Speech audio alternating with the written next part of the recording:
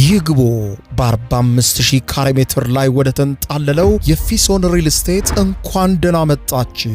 ቤቶቻችን ተጠናቀዋል። ይምጡና ይረከቡ። በተንጣለለው የፊሶን መንደር ታውን ሃውስ፣ ቪላና አፓርትመንት እንደ ምርጫው አቀርበናል። ዘመናዊና ቅንጡ አፓርትመንቶቻችን ከባለ 1 እስከ ባለ 3 መኝታ ተሰናድተዋል። እርሶን ይጠብቃሉ። የከርሰ ምድር ውሃ፣ ለተለያዩ ፕሮግራሞች የሚሆን ሰፊ ቴራስ፣ 24 ሰዓት የማይቋረጥ ተጠባባቂ ጄኔሬተር፣ ሰፊና አስተማማኝ የመኪና ማቆሚያ፣ የደህንነት ካሜራ ጨምሮ ይሄ ቀረሽ የማይባል ዘመናዊና ቅንጡ አፓርትመንት። ምርጫው ቪላ ከሆነ ደግሞ የተሟላና በ340 ካሬ ሜትር ላይ ያረፈ በውስጡ 6 መኝታ ቤቶች፣ 7 መታጠቢያ ቤቶች፣ 2 ሳሎን፣ 1 ባህላዊና 1 ዘመናዊ ኩሽናዎችን በውስጡ ያቀፈ ቤትም አለን። ታውን ሃውስስ ቢሉ በፊሶን መንደር ምን ጠፍቶ 5 መኝታ ቤት፣ 6 መታጠቢያ ቤትን፣ 1 ባህላዊና 1 ዘመናዊ ኩሽና አካቶ በ190 ካሬ ላይ ያረፈ 2 መኪና ማቆም የሚያስችል ሰፊ ግቢ ያለው የፊሶን መንደር። ይምጡ፣ ዛሬውኑ የቤት ባለቤት ይሆኑ። በ0952 78 78 78 ወይም በ0952 79 79 79 ላይ ሃሎ ይበሉን። ፊሶን ሪል ስቴት የርሶ።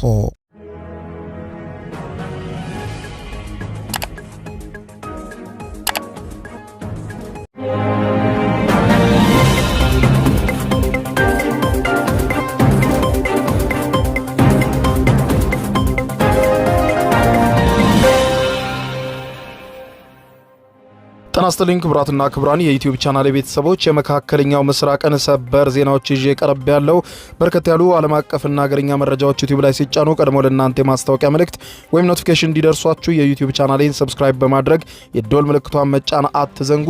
ወደ ሰበር መረጃዎቹ ስናቀና ክቡራን አድማጮች፣ 4ኛ ሳምንቱ ላይ የሚገኘው የኢራን የአሜሪካና የእስራኤል ጦርነት መባባሱን ተከትሎ የአሜሪካው ፕሬዝዳንት ዶናልድ ጄ ትራምፕ ከኢራን መሪዎች ጋር እየተነጋገርኩ ቢሆንም መሪዎቹ ግን በአደባባይ ወጥተው እየተነጋገርን ነው ብለው መናገር ፈርተዋል። ከአሜሪካ ጋር ከተነጋገሩ የገዛ ህዝባቸው እንደሚገላቸው ያውቃሉ በማለት ገልጸዋል። በሌላ በኩል ሌሊቱን የወጡ የመገናኛ ብዙሃን ዘገባዎች እንዳሳዩት ከሆነ የአሜሪካው ፕሬዝዳንት ዶናልድ ጄ ትራምፕ በኢራን መንግስት ውስጥ የሚያነጋግራቸው ሰው ለማግኘት እየጣሩ እንደሆነ ተዘግቧል። ይህንንም ተከትሎ በመላው ዓለም በስፋት የሚታወቁት የኢራን ውጭ ጉዳይ ሚኒስትር አባስ አራግቺንና የኢራኑን ፓርላማ አፈ ጉባኤን ከግድያ ዝርዝር ውስጥ እንደወጡ ተዘግቧል።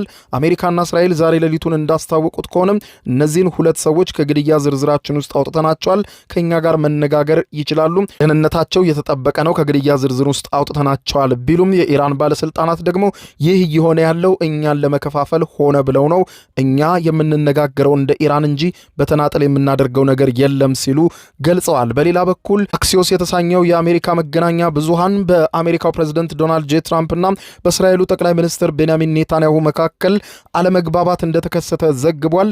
ይህም የኢራንን ህዝብ ወደ አደባባይ ወጥቶ እንዲያምጽ እናድርገው በሚል ከኔታንያሁ የቀረበላቸውን ጥሪ በተመለከተ ፕሬዝዳንት ዶናልድ ጄ ትራምፕ በዚህ ሐሳብ እንደማይስማሙ፣ ህዝቡ ወደ አደባባይ ለመውጣት ፈቃደኛ እንዳልሆነ ጭምር በመግለጽ ሊሆን አይችልም ብለው ውድቅ አድርገዋል። በሌላ በኩል የአሜሪካው ሲቢኤስ ኒውስ ባወጣው ዘገባ እንዳመለከተው ኢራናውያን አሁን በውጭ ኃይሎች ላይ ያላቸው ተስፋ ተሟጧል ብሏል።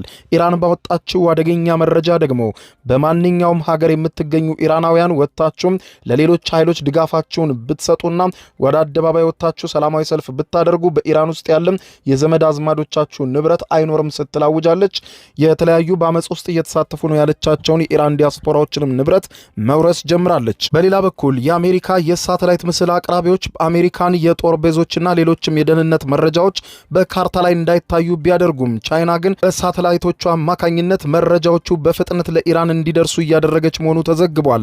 ግዙፍ የአሜሪካ ጦርን የጫኑ የጦር መርከቦች ከተለያዩ የዓለም አቅጣጫ ወደ ኢራን አቅራቢያ እየገሰገሱ እንደሆነ እየተዘገበ ነው። ይህም አሜሪካ በእግረኛ ወታደር ኢራን ላይ ጦርነት ለመክፈት እንዳቀደች ተመልክቷል። የዋይት ሃውስ ቃል አቀባይ ካሮላይን ሌቪት ትራምፕ የሲኦል በርን በኢራን ላይ ለመክፈት ተዘጋጅተዋል ሲሉ ዝተዋል። እነዚህ አስተዋወቅኳችሁና ሌሎችንም በርከት ያሉ መረጃዎችን አስደምጣችኋለሁ። አብረን ዝርዝሩን እንከታተለው። በቅድሚያም ከፈነዳ አራተኛ ሳምንቱን ሊያስቆጥር በጣት የሚቆጠሩ ቀናት የቀረው የመካከለኛው ምስራቅ ጦርነት ዛሬ ሌሊቱንም በከፍተኛ ሁኔታ ተባብሶ ቀጥሏል።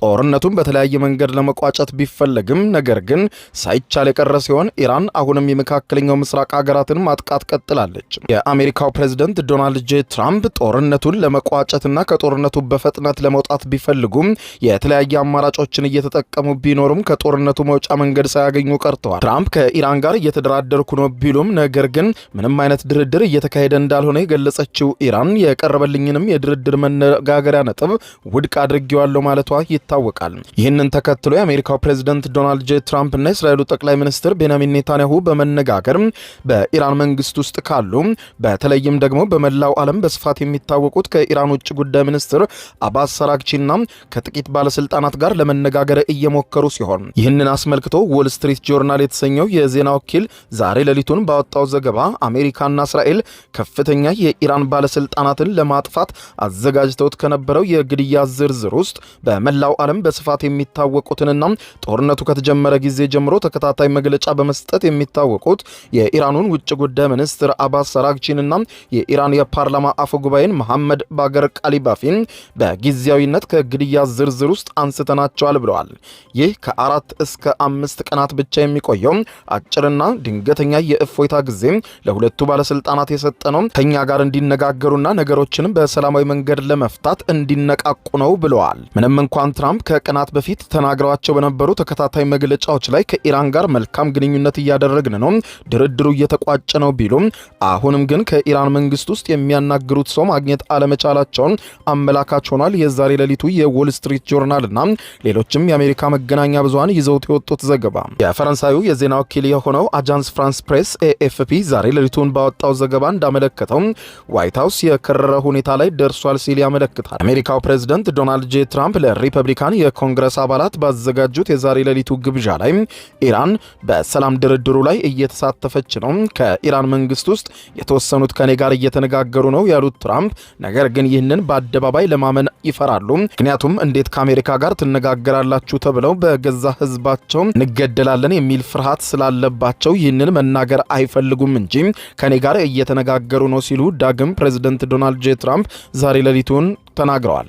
የፕሬዝዳንቱን ንግግር ተከትሎ የዋይት ሃውስ ቃል አቀባይ ካሮላይን ሌቪትም በዋይት ሃውስ በሰጡት መግለጫ እንዳሉት ኢራን በጦርነቱ መሸነፏን አምና የሰላም ስምምነቱን የማትቀበል ከሆነ ፕሬዝዳንት ትራምፕ በኢራን ላይ ሲኦልን ለማውረድ ሙሉ ዝግጅት ላይ መሆናቸውን ገልጸው ፕሬዝዳንቱ ማናቸውንም የጦር ዕቅድ አዘጋጅተው ከባድ የሆነ የሲኦል በርን በኢራን ላይ የሚከፍት ጥቃት ለመግፈት በከፍተኛ ሁኔታ ተዘጋጅተዋል ሲሉ የዋይት ሃውስ ቃል አቀባይ ተናግረዋል።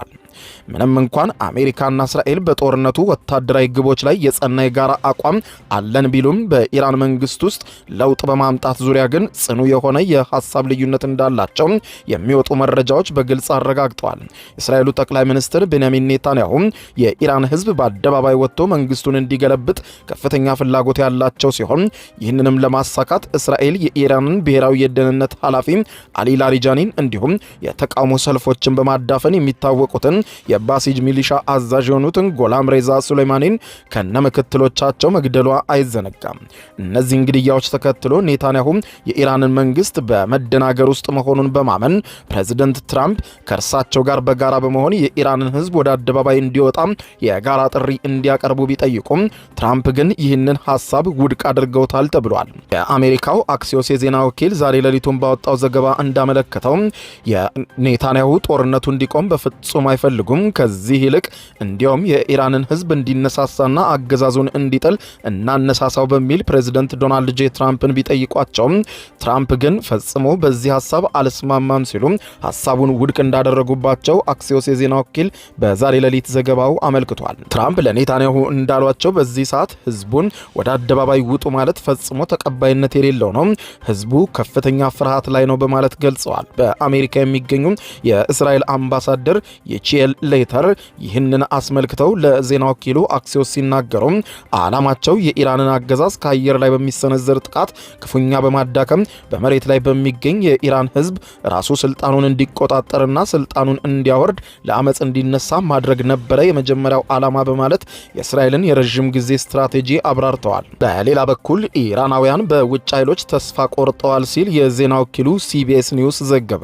የአሜሪካው ሲቢኤስ ኒውስ ዛሬ ሌሊቱን ባወጣው ሰፊ ዘገባ እንዳመለከተው ጦርነቱ ከመጀመሩ በፊት በርካታ ኢራናውያን የውጭ ጣልቃ ገብነት ቢመጣም 47 ዓመት በኢራን የቆየውን አብዮታዊ ሪፐብሊክ አገዛዝ ያስወግዳል የሚል ከፍተኛ ተስፋ ሰንቀው የነበረ ቢሆንም አሁን ግን ነገሮች ሙሉ በሙሉ ተቀይረዋል፣ በውጭ ኃይሎች ላይ ኢራናውያን እምነት አጥተዋል ሲሉ ገልጸዋል። ሲቢኤስ ኒውስ ያነጋገራቸው በኢራን ውስጥና በስደት የሚኖሩ ኢራናውያን ተስፋቸው ወደ ከፋ የመጥፋትና የጥፋት ስሜት መቀየሩን በምሬት ይገልጻሉ።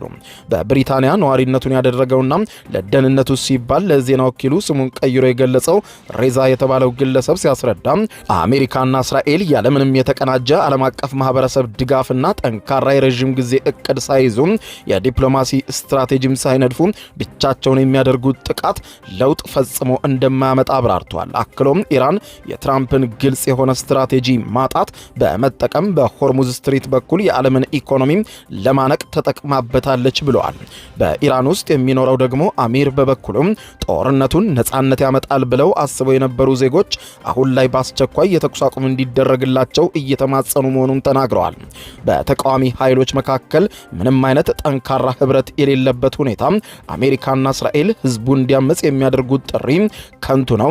እናም ከፊታቸው ሲኦል መሰል ሳምንታት እንደሚጠብቋቸው ስጋቱን ለሲቢኤስ ኒውስ ያካፈለ ሲሆን በፊት መንግስት ይወርዳል የሚል እምነት የነበራቸው በጣም በርካቶች አሁን ላይ ተስፋ ቆርጠዋል።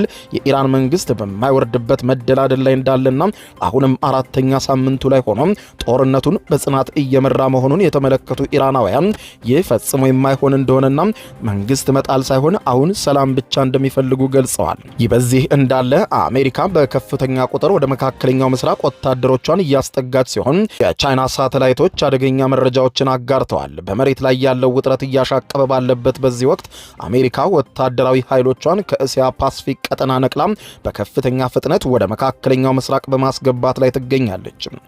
ሚዛር ቪዥን የተሰኘው የቻይና አርቲፊሻል ኢንተለጀንስ ኩባንያ ዛሬ ሌሊቱን ይፋ ባደረገው የሳተላይት ምስል 844 ጫማ ርዝመት ያለውና ከ2000 በላይ መሪን ወታደሮችን እንዲሁም እጅግ ዘመናዊ የሆኑ የኤፍ-35ቢ ተዋጊ ጀቶችን የሚጭነው ዩኤስኤስ ትሪፖሊ የተሰኘችው ግዙፍ የአሜሪካ የጦር መርከብ በህንድ ውቅያኖስ ዲያጎ ጋርሺያን ደሴት አካባቢ መድረሷ አረጋግጧል። ከዚህም ጋር ተያይዞ ዩኤስኤስ ሳንዲያጎ የተባለው ሌላኛው ግዙፍ የአሜሪካ የጦር መርከብ ወደ ቀጠናው በፍጥነት እየገሰገሰ መሆኑን ሲገልጽ ፔንታጎን ከደቡብ ኮሪያ ሳይቀር ታድ የተሰኘውን የጸረ ሚሳኤል መከላከያ ጋሻም በከፍተኛ ፍጥነት ወደ መካከለኛው ምስራቅ በማስገባት ላይ እንደምትገኝ ገልጿል። የሚያሳየው ከ4 እስከ 5 ሳምንታት ያልቃል ተብሎ በትራምፕ ሲነገርለት የታሰበው ጦርነት እጅግ እየተራዘመና አድማሱን እያሰፋ ወደ ከፋና በርካቶችን ወደሚያዳርስ የእግረኛ ጦርነት ጭምር እያመራ መሆኑን ነው። ከዚህ ጋር ተያይዞ በዘመናዊ ጦርነት ውስጥ ክፍት የሆኑ የሳተላይት መረጃዎች ያላቸው ሚናን ፍንትው ብሎ ወጥቷል። የአሜሪካ የሳተላይት ኩባንያዎች የኢራንን ጥቃት ለማክሸፍ ሲሉ የምስል መረጃዎችን እያዘገዩ እያሳዩ ነው። የቻይና ኩባንያዎች ግን መረጃዎቹን በፍጥነት ይፋ ማድረጋቸውን የገለጹ ሲሆን ሀገራት በህዋ ላይ ያላቸው የቴክኖሎጂ የበላይነት የጦርነቱን ሚዛን እንዴት ሊቀይረው እንደሚችል ህያው ማሳያ ሆኗል። የቻይና የሳተላይት መረጃዎችን በፍጥነት ለኢራን እያቀረበች ሲሆን ለኢራን በቀጥታ መረጃዎቹን ባታቀርብም ለሁሉም እንዲታይ አድርጋ በፍጥነት ላይቭ ማስተላለፍ ላይ ቀጥላለች። ይህም ከዚህ ቀደም በአሜሪካ ብቻ ሲዘወር የነበረውን የሳተላይት ምስል የማቅረብ ሁኔታ ሙሉ በሙሉ የቀየረና አሜሪካ ወታደራዊ ቦታዎቿንና ስትራቴጂክ የሆኑ መጠቃት የሌለባቸውን ቦታዎች ለመሰወር እንደተቸገረች ጭምር አመልክቷል። ይህ ሁሉ አውዳሚ ወታደራዊ የዲፕሎማሲያዊና የስነ ልቦና ጦርነት እየተካሄደ ባለበት በዚህ አደገኛ ወቅት የተባበሩት መንግስታት ድርጅት ዋና ጸሐፊ አንቶኒዮ ጉቴሬዝ ስምታቸውን ሰብረው በዛሬ ሌሊቱን እጅግ በጠንካራ ቃል ተናግረዋል። አንቶኒዮ ጉቴሬዝ በመግለጫቸው ማናቸውም ሊገምቱት ከሚችሉት የከፋና ከድንበር ያለፈ አደገኛ ጊዜ ላይ ደርሰናል በማለት ያስጠነቀቁ ሲሆን አሜሪካና እስራኤል ይህንን በኢራን ላይ የከፈቱትን ጦርነት በአስቸኳይ እንዲያቆሙ እንዲሁም ኢራን በጎረቤቶቿ ላይ የምትፈጽመውን የሚሳኤል ጥቃት በአስቸኳይ እንድትገታ ጥብቅ ጥሪ አቅርበዋል። ይህንን ጥልቅና የተወሳሰበ ቀውስ በዲፕሎማሲ ለማርገም አንጋፋው ፈረንሳዊ ዲፕሎማት ዣን አርኖልድ የልዩ መልእክተኛ አድርገው በመሾም የዓለም አቀፍ ማህበረሰቡን የመጨረሻ የሰላም ሙከራ ለማድረግ እየተንቀሳቀሱ እንደሆነ ገልጸዋል።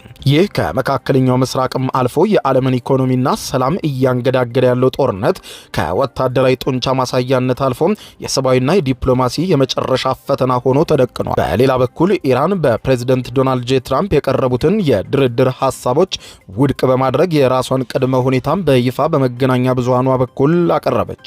የኢራን መንግስት የቴሌቪዥን ጣቢያ የሆነው ፕሬስ ቲቪ የሀገሪቱን ከፍተኛ የፖለቲካና የደህንነት ባለስልጣናት ጠቅሶ ምሽቱን ባወጣው መግለጫ እየተካሄደ ያለውን ጦርነት እንደማይቆም ለማስቆም ከተፈለገ ማለትም በአሜሪካ በኩል የቀረበውን ሐሳብ ኢራን ውድቅ እንዳደረገችው ይፋ አድርጓል። የቴሌቪዥን ጣቢያው በቀጥታ ስርጭት የዜና ዘገባው እንዳስመለከተው ኢራን ጦርነቱን የምታበቃው ራሷ ስትወስንና የራሷ ቅድመ ሁኔታዎች ሲሟሉ እንደሆነ ገልጸዋል። የኢራን ባለስልጣናት እስካሁን ድርድር አለመጀመሩን እንዲሁም ጦርነቱ የሚቆም ከሆነ የተኩስ አቁም ሳይሆን ሙሉ በሙሉ መሆን እንዳለበት በተደጋጋሚ ሲናገሩ ቆይተው ነበር። የኢራን መንግስት በቴሌቪዥን ጣቢያው ፕሬስ ቲቪ በኩል ምሽቱን በሰጠው ይፋ መግለጫ እንዳለው ከሆነ እነዚህ የኢራን ያለምንም ድርድር የማናደርግባቸው ጦርነቱን ለማቆም ያስቀመጥናቸው ቅድመ ሁኔታዎች ናቸው ብለዋል። የኢራን ቅድመ ሁኔታዎች መካከል በአንደኛነት የተቀመጠው በጠላት የሚፈጸም ወረራና ግድያ ያለምንም ቅድመ ሁኔታ ሙሉ በሙሉ መቆም አለበት፣ እስራኤልና አሜሪካ ተኩሳቸውን ያላንዳች ሁኔታ ማቆም አለባቸው ይላል። ሁለተኛው ጦርነቱ በድጋሚ በኢራን ላይ እንደማይከፈት የሚያረጋግጥ አስተማማኝ ሁኔታን ለኢራን ማቅረብ እንዳለባቸው ይገልጻል። ሶስተኛው የኢራን ቅድመ ሁኔታ የተረጋገጠና በግልጽ የሚታወቅ በጦርነቱ ለደረሰው ጉዳት ተሰልቶ በገንዘብ ካሳ እንዲከፈልም ጠይቃለች። በአራተኛነት ኢራን ያስቀመጠችው ቅድመ ሁኔታ በቀጠናው ባሉ ቡድኖች ላይ ማለትም በሄዝቦላ፣ በሃውቲና በሐማስ ላይ የተከፈቱና ሊከፈቱ የታሰቡ ሁሉም ጦርነቶች እንዲቆሙ ማድረግ። አምስተኛና የመጨረሻው ኢራን በሆርሙዝ ወሽመጥ ላይ ያላትን መብትና ሉዓላዊነት ዓለም አቀፍ እውቅና ሰጥታ አሜሪካ ስትቀበለው ነው ይህ ጦርነት የሚቆመው ብላለች። ኢራን ፕሬዝዳንት ትራምፕ በኢራን በኩል ከቀረቡት ቅድመ ሁኔታዎች በአብዛኛው ተቃራኒ የሆኑና ባለ 15 ነጥብ የሰላም እቅድ ማቅረባቸውን በትናንትናው የዜና ዘገባዬ ወደ እናንተ ማድረሴ አይዘነጋም። የሆነ ሆኖ ጦርነቱ አሁንም በከፍተኛ ሁኔታ ተባብሶ የቀጠለ ሲሆን አሜሪካ በኢራን የምታካሄደውን ጦርነት እያጠናቀቀች ነው ሲሉ የአሜሪካው አፈጉባኤ ተናግረዋል። የአሜሪካ የሕዝብ ተወካዮች ምክር ቤት አፈጉባኤ ማይክ ጆንሰን ሀገራቸው አሜሪካ ከኢራን ጋር የምታካሄደውን ጦርነት እያጠናቀቀች ነው ሲሉ ተናግረዋል። ጆንሰን በዋሽንግተን ዲሲ ለአሜሪካ መገናኛ ብዙሃን ኦፕሬሽን ኤፒክ ፊዮሪን እያጠቃለልን ያለን ይመስለኛል። እኔ የማስበው ይህንኑ ነው። እኔ እንደማስበው በአጭር ትዕዛዝ ይከናወናልና ይህ በታቀደለት ጊዜ የሚከናወን ጦርነት ሆኖ ያበቃል የሚል ተስፋ እንዳላቸው ገልጸዋል። አፈጉባኤው ይህንን ያሉት ፕሬዝዳንት ዶናልድ ጄ ትራምፕ አስተዳደራቸው ስምምነት ላይ መድረስ ትፈልጋለች ካሏት ኢራን ባለስልጣናት መካከል ከሚመለከተው ሰው ጋር እየተነጋገረ መሆኑን ከተናገሩ በኋላ ነው። ኢራን አሜሪካ ያቀረበችውን የሰላም እቅድ ከልክ ያለፉ ናቸው በማለት ውድቅ አድርጋለች። ይህ በዚህ እንዳለ የአሜሪካው ፕሬዝዳንት ዶናልድ ጄ ትራምፕ ከኔ ጋር ለመደራደር ፈቃደኛ ካልሆናችሁ የኢራንን የኤሌክትሪክና የውሃ መሰረተ ልማቶች ሙሉ በሙሉ አወድማቸዋለሁ የሚለውን ዛቻም በተመለከተ የሰብአዊ መብት ተቋሙ አምነስቲ ኢንተርናሽናል የትራምፕን ንግግር አወገዘ። ዓለም አቀፉ የሰብአዊ መብት ተሟጋች ድርጅት እንደሆነ የሚገልጸው አምነስቲ ኢንተርናሽናል የአሜሪካው ፕሬዝዳንት ዶናልድ ጄ ትራምፕ በኢራን የኃይል ማመንጫዎችና የኢነርጂ መሰረተ ልማቶች ላይ ሊሰነዘር የታቀደውን ወታደራዊ ጥቃት ለ5 ቀናት ለማዘግየት ያቀረቡትን ሐሳብ እጅግ ኃላፊነት የጎደለው ሲል ኮንኖታል። ትራምፕ ጥቃቱ የሚዘገየው ግጭቶችን በንግግር ለመፍታት በሚደረግ ሂደት ውጤት ላይ ተመስርቶ መሆኑን መግለጻቸውን ዓለም አቀፉ የሰብአዊ ሕጎችን የሚጥስና የንጹህ ዜጎችን ሕይወት አደጋ ላይ የሚጥል ዛቻ ነው፣ ማራዘም ሳይሆን ሙሉ በሙሉ ሊተውት የሚገባ እቅድ ነው ብለዋል። አምነስቲ ኢንተርናሽናል በማህበራዊ ትስስር ገጹ ባወጣው መግለጫ ወታደራዊ እርምጃዎችን የመተው ውሳኔ በፖለቲካዊ ድርድር ውጤት ላይ ሳይሆን ንጹሃንን የመጠበቅ ዓለም አቀፍ ግዴታ መሰረት ያደረገ መሆን እንዳለበት በጽኑ አሳስበዋል። የኃይል ማመንጫዎች ለሆስፒታሎች፣ ለውሃ አቅርቦትና ለሌሎች መሰረታዊ አገልግሎቶች ወሳኝ በመሆናቸው እነዚህ ተቋማት ኢላማ ማድረግ በራሱ የጦር ወንጀል ሊሆን እንደሚችል ድርጅቱ በጽኑ አስገንዝቧል።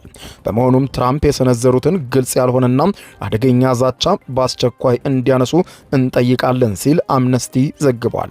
ምንም እንኳን ትራምፕ ስለታሰበው የጊዜ ሰሌዳም ሆነ ስለ ድርድሩ ዝርዝር መረጃ ከመስጠት ቢቆጠቡም ንግግራቸው ሰብአዊ መብት ተሟጋቾችንና በዓለም አቀፍ ታዛቢዎች ዘንድ ከፍተኛ ስጋትን ፈጥሯል።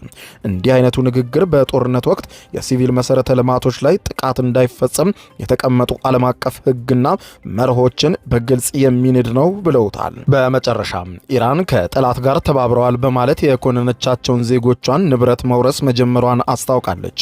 የኢራን መንግስት ከጠላት ጋር ግንኙነት ያላቸውና ለኢራን ሪፐብሊክ ተቃዋሚዎች ናቸው ያላቸውን ሰዎች ንብረት በይፋ መውረስ መጀመሩን የሀገሪቱ መገናኛ ብዙሃን ዘግበዋል።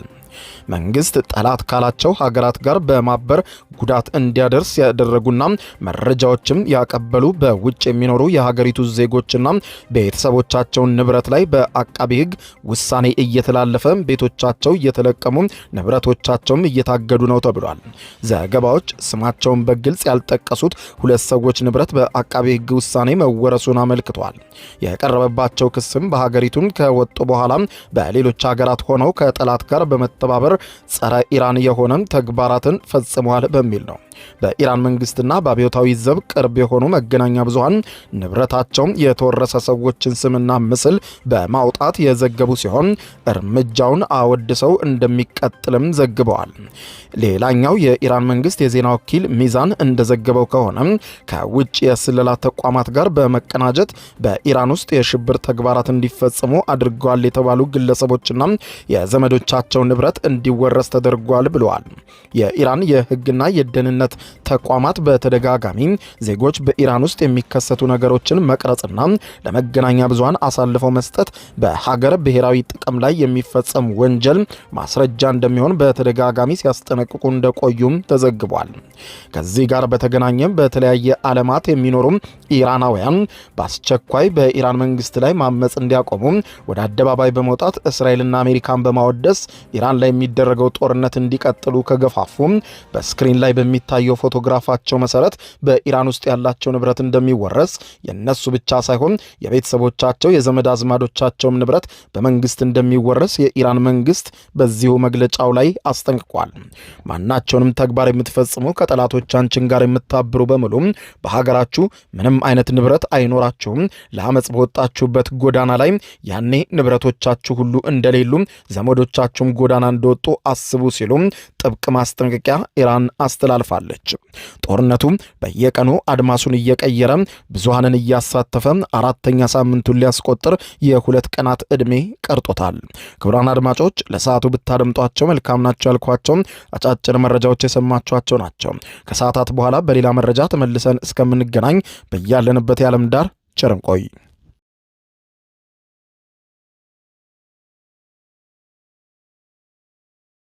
የዩቲዩብ የስኬት ሚስጥሮችን በዝርዝር የያዘው የአቤል ብርሃኑ የወይኗ ልጅ መጽሐፍ ሁለተኛ እትም በገበያ ላይ። ዩቲዩብ ለመጀመር በአጭር ጊዜ ስኬትን ለመቀዳጀት አስበዋል? ዩቲዩብ ብጀምር ስንት ብር አገኘሁም ብሎ አስበዋል? እንግዲያውስ በዩቲዩብ 2 የወርቅ 3 የብር ሽልማቶችን ያገኘው የአቤል ብርሃኑ የወይኗ ልጅ የዩቲዩብ ሚስጥሮች መጽሐፍ በዝርዝር ሁሉንም ያብራራሉታል። ዛሬውኑ ገዝተው ህልሞን እውን የሚያደርጉበትን የዩቲዩብ የስኬት መንገድ ይጀምሩ። በሀገር ቤት አከፋፋይ አዲስ አበባ ሜክሲኮ ኮሜርስ መጽሐፍት መደብር። በውጭ ሀገራት ለምትገኙ ከአማዞን ላይ ብታዙ በቀናት ውስጥ ደጁ ይደርሳል። የአማዞን ሊንኩን እዚህ ቪዲዮ ኮሜንት ላይ ያገኙታል። የዩቲዩብ ሚስጥሮች ዘመኑ ጋር ተፈላጊ መጽሐፍ።